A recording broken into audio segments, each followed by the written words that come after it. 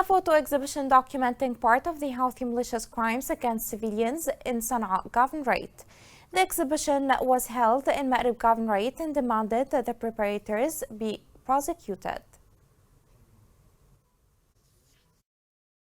Crimes and violations against Yemenis were documented in a gallery in one of the streets of the city of Ma'rib, highlighting the reality of Sana'a, which turned into a forest of thieves, cemeteries, and prisons during the time of Houthis, and began to bulldoze everything related to man, civilization, and the Yemeni identity, and all manifestations of life and beauty, when once the city was considered the destination to many Yemenis as well as tourists. It committed the most dreadful crimes against its residents and has been for 8 years without the slightest deterrent. And these pictures are only a small part to remind the world of the extent of the crimes and terrorism of the Houthis against the Yemenis.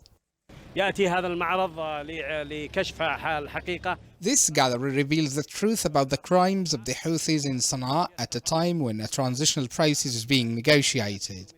But it's unfortunately devoid of justice. These pictures are to remind people of the Houthi crimes that are still practiced today in the areas under their control.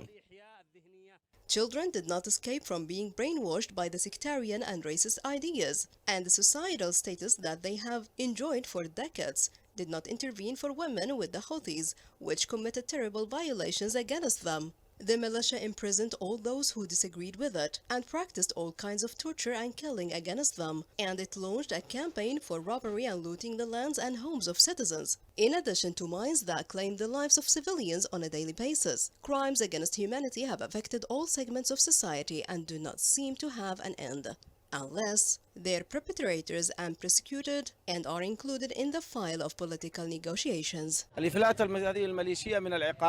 The impunity of this militia for committing these crimes encourages it to commit more. Silence of the international community pushes the rebels to commit more violations against people. Now, new crimes have emerged which are filed execution of the abductees and prisoners, or hanging them, and then inform the families they committed suicide. The Houthi militia was not satisfied with destroying Yemeni's present, which negatively affects Yemeni's future, and distorting the school curricula. It sought to distort its heritage and landmarks that Yemenis are proud of, and to change and destroy the most prominent historical achievements, including As-Salih Mosque, which is the most prominent historical achievement in the history of Yemen, in an attempt to change its name, to change the history and civilizations of its roots in the depth of history.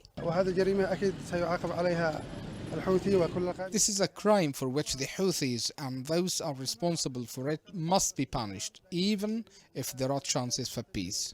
The question is raised, how can a militia whose project of killing and destruction be a political party or enter into peace negotiations, while it's stained with the blood of Yemenis and violated all humanitarian laws and committed crimes against humanity?